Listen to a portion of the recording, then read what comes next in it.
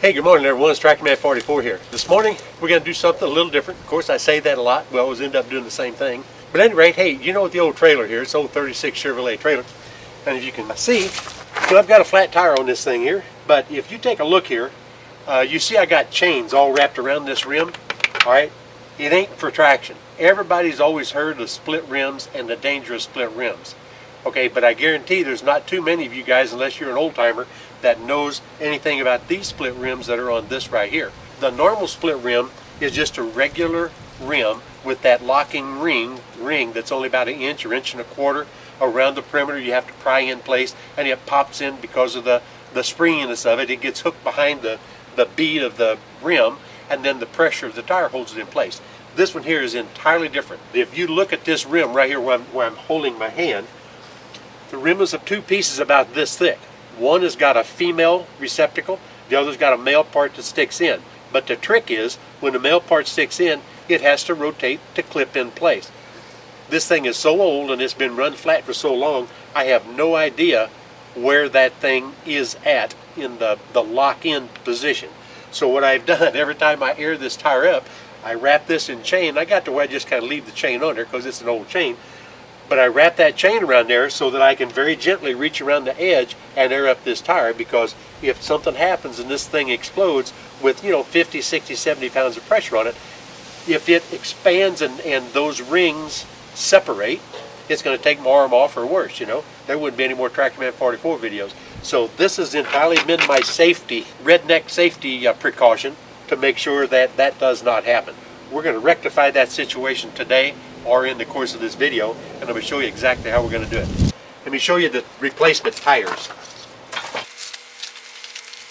It's going to be a kind of a redneck Hoosier kind of repair, but the thing of it is, for me to go and buy a set of 20-inch tires and a set of rims that fit this 36 Chevy, because I'm not going to use those split rims anymore, would just be cost prohibitive. Hang in there a little bit, you're going to see some redneck engineering. Guarantee you one thing, it's going to work when we get done.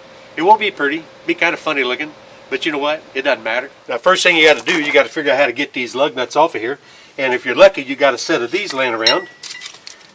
I pick them up at yard sales, whatever. Had a little mechanic give me a couple one time, and they're made to take a tremendous amount of abuse. One of the things you got to be careful of is a lot of these trucks have right-hand threads on one side, left-hand threads on the other side. There, good. There's a second one. I've got two of them. I've got a spare in case I tear one up. I bet old Reg Sparks, I bet he knows about these spuds, and he probably knows about this style of split rim. Now, I'm sure you guys have heard of the old railroad jacks. This one in particular is a railroad jack style, or very similar to one, but it's not really a railroad jack, I do not believe. A lot of times, old dump trucks and heavier equipment had these available. I've got one very similar to this right here. I think it's an 8-ton, and it's actually a Diamond Rio, and still has the Diamond Rio brass tag on it. This here is basically just a simplex truck jack. But you've got the up and the down right here. You can push this in whatever position, like that's down, raise this up, and you stick your rod in here. You got two position rod, and then every jack takes it up one joint. Once you get it up as high as it'll go, oh, you can also use the foot also for a real low laying attachment. So you can actually use the foot or the point up here. But once you get up to the appropriate height, you block everything, do your work, whatever. You need to take it down, you flip it in reverse.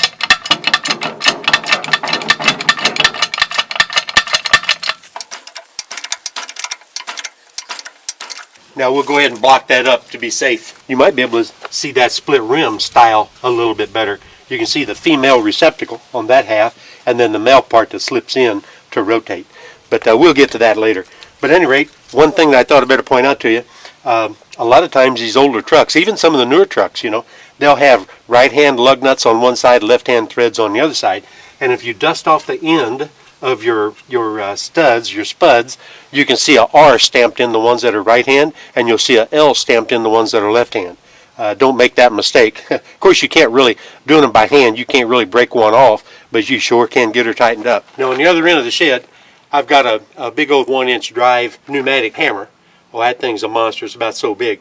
Normally what I would do is I'd come up with whatever adapter I need to come right into here, and I would drive with that. But because these have been on here for so long and they're rusted in place, I opted for just go for broke on without even trying the simpler measures.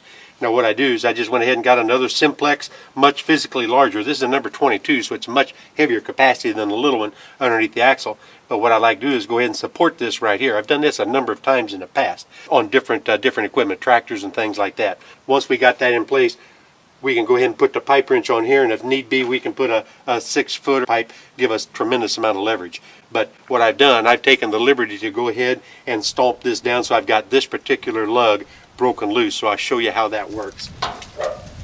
With this on here, it's extremely stable, and you don't have to worry about this wrench falling off or whatever. You got to give it support out here on this end when you do it in this fashion. This is not the way you do it in a truck shop, but you know what? This ain't a truck shop.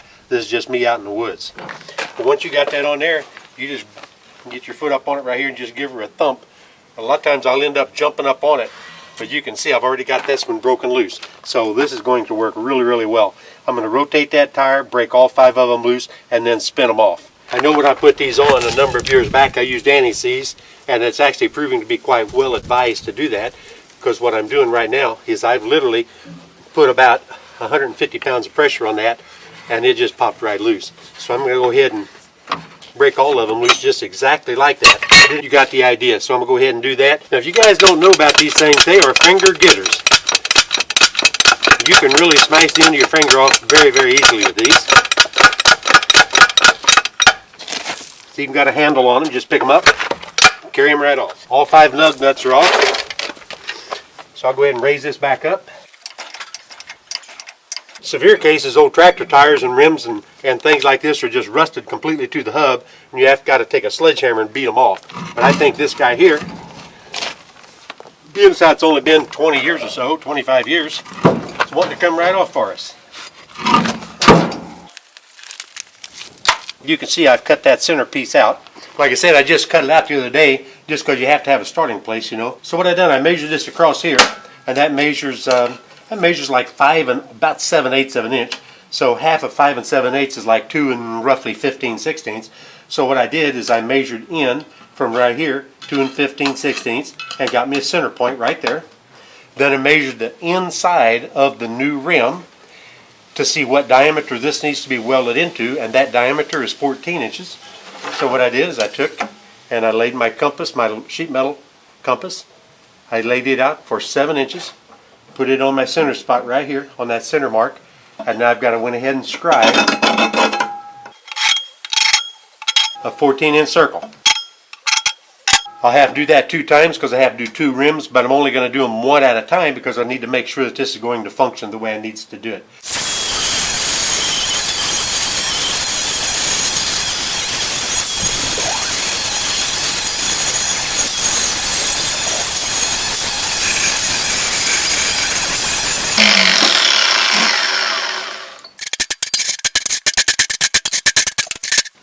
We have to bevel this, shine this all up, get rid of the rust. Both sides, we'll get it in there and we'll get as much of a weld on it as we can.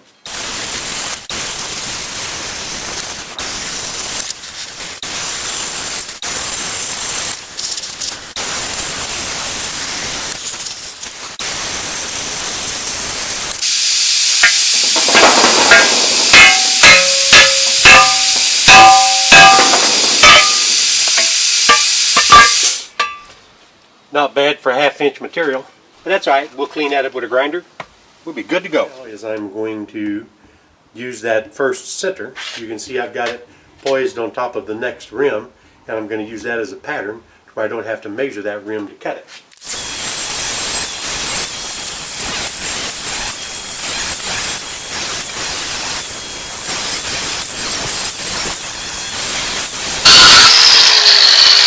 If you take a look-see down in there, you're going to see that center part of the old rim that I've got inverted.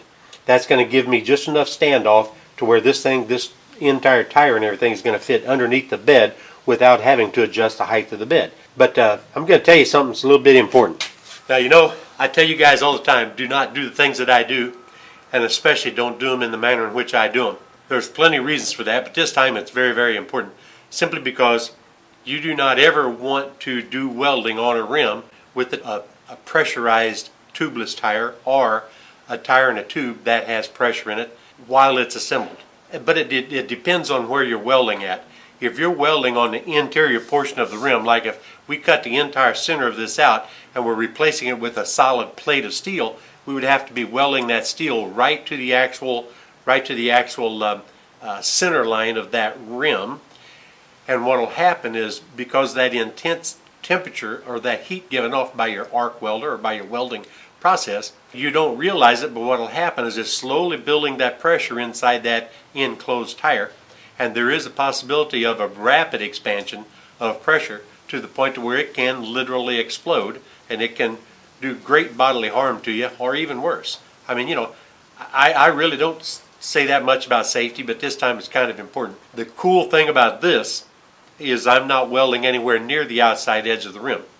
I'm welding all the way outside where the lugs were, so that heat's got plenty of time to dissipate by the time it gets up to the rim to generate that heat that I'm talking about and pressure that I'm talking about. But at the same time, I've taken all the air out of it. This is a tubeless tire. I've taken the core out of the valve stem. I've vented it all the way down, and the tire's literally broken down, and I'm going to stick a little wedge in there to make sure that any pressure that could potentially build can vent through that broken down bead. So there's absolutely no danger in doing what I'm doing, but I don't want people to see me welding on a rim and think they can go and do that because it's cool and it's safe. It is not. So whatever you do, do a little research before you do it, or probably don't do it at all. But it is what it is. I live out here in the country, and this is what we always do. We figure out things that we need to do, and we just do it to make things work. You know what I mean? That's the end of the safety portion of the video. But if you don't take anything else away from the video, outside of this is pretty much a redneck repair, I guess, if you want to call it that. But if you don't take anything else away from it, take away the fact you should not weld on a rim with an aired up tire without venting the pressure and possibly even breaking the bead off of the rim. And probably you shouldn't even consider doing it at all. What I'm using to make these cuts is a Hypertherm Power Max 65. If you notice, I've got a sheet of tin up here. It's because there's a lot of high wind gusting through here, because it relies on compressed air, of course, to complete the process. Windy conditions are not your friend.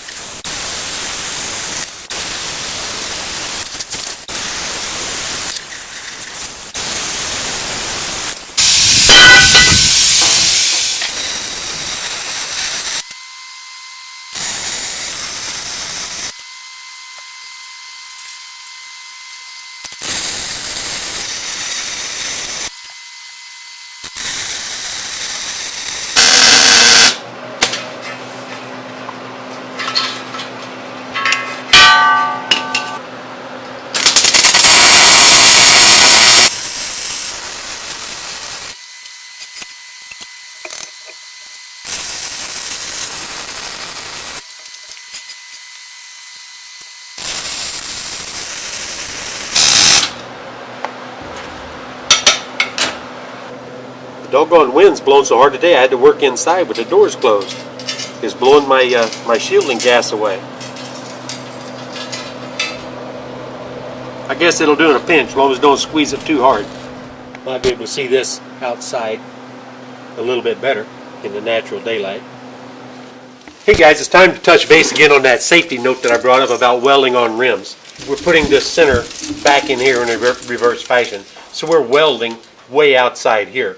If we were welding up here inside, like we had to take this whole center out and then put a plate in place of it with our new bolt pattern, and we were welding right here, that's where your danger comes in, because you're transferring that heat directly from your weld right straight into your pressurized tire if you're so silly enough to try to weld on it with pressure in the tire. This case here is the best case scenario because I'm 7 inches away. It's not even transferring that much temperature, and I've already made 3 welds on there. I mean, it's a little bit warm to the touch, but I'm letting it cool down in between. But I've also got the valve core out of the valve stem, and I've got the tire broken down off of the bead. But I went ahead and stuck 3 of these already, and you can see I've got my little outlines where I'm making my skip welds. And if you look down in behind, that's where you can see the holes, the 4 holes I think that used to be in the rim. I don't remember if it's 4 or 5 holes, but I'm leaving those openings open just because I don't want that continuous bead. A continuous bead is weaker than skip welding or a partial bead like I'm putting in there. You maintain the integrity or the strength of the two materials if you do not weld continuously. Okay, there's the one that's completed and aired up. Calls for 120 pounds. Gets ready to go on to the dump trailer. It's definitely going to fill up that area. There ain't going to be much clearance. I may even have to cut just a little bit off of this one in the center up here.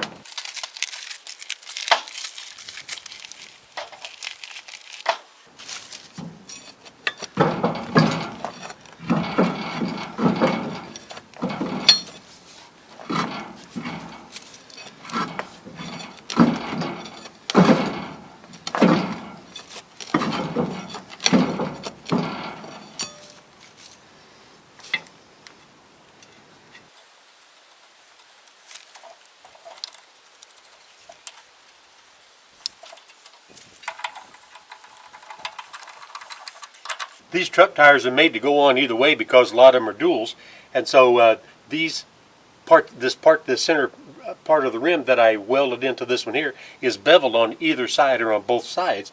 That's what's allowing me to put it on backwards, if you were wondering. And of course on the bud you can see that the same angle, is on this right here.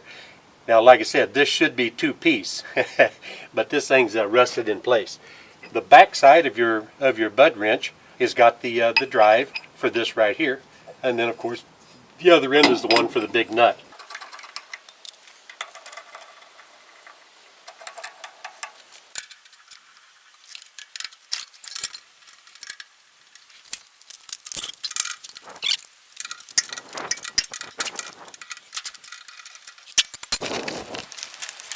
This is the one I took off from this side. This is one of the original from the 30s. A little bit of a difference in it. I think we made a bit of an improvement. What these are designed for, the first stud will accept the first tire on a dual. This is a cap that threads on, and then you cover and put the outside dual on, and then you tighten that up, your actual lug nut. So that's the whole idea behind these two pieces.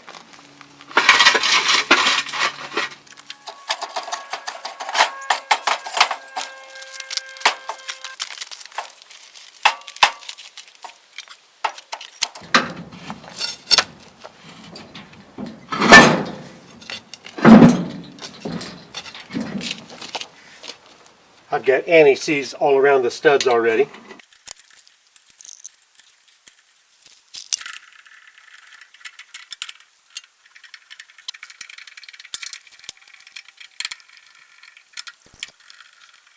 A tight nose, and then these goes on the outside. And like I say, these are the actual lug nuts then to hold the dual on. On the right is a conventional split rim that actually came on this vehicle in the 30s.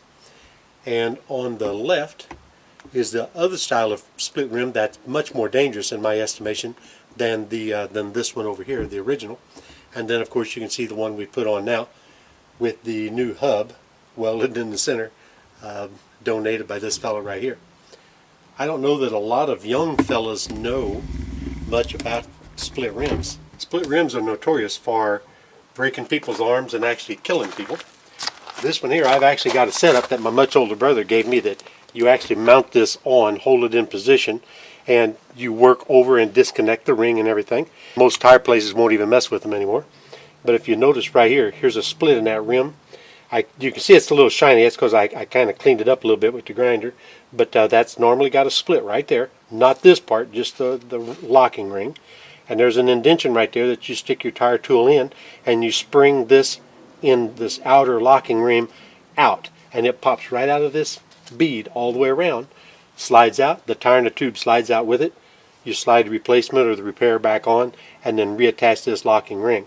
Then you go about the business of airing it up, and that's whenever the danger comes in, because a lot of times these locking rings are sprung, and whenever they're sprung you have a very much of a difficult time getting them to lock in perfect, and that's when they explode and take off somebody's arm or worse. This is the one I briefly explained before. This is a different style. It does not have a locking ring, but the entire rim comes apart in two pieces. This is obviously a different manufacturer from that one up there. But this part right here, this real thick part right here, is actually shaped like a C, and it's very, very thick. This other part right here is shaped like this. And then there's indentions inside those rings. but you slip this part into that part just like this, and then you have to rotate this part in order to lock in place. Now the reason I refuse to use this without the chains on it wrapped around it is because if I had pressure in it and it was to blow out, I have no idea how much these locking rings have moved, or even if they're in locking position. They might even be ready to come apart. I don't know. So I never took the chance by using it too frequently without those chains on. If I had half a hanker and this was going to turn out so nice, I probably would have taken my time and I probably would have built a radius wheel or something like that in order to make that a more perfect cut. But instead I just kind of free-handled it around the 10 holes. It looks okay, you know. There should be absolutely no potential for any kind of breaking whatsoever.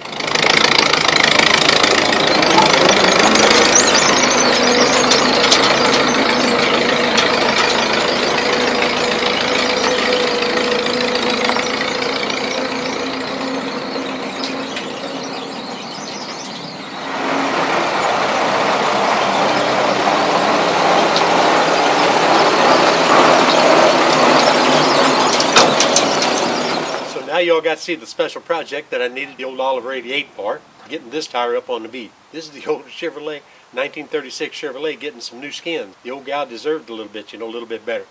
But I tell you what, I have a tendency to believe that there ain't nothing I can do to overload it. I think we're going to last for quite a while. And in the meantime, my daughter said I was getting a little woolly around the edges, so she volunteered to come up and do me a little trim job, trying to make me a little more presentable. I don't know if she succeeded or not, but it is what it is. You know what? This has been a fun one. This Trackman 44, and I am out of here.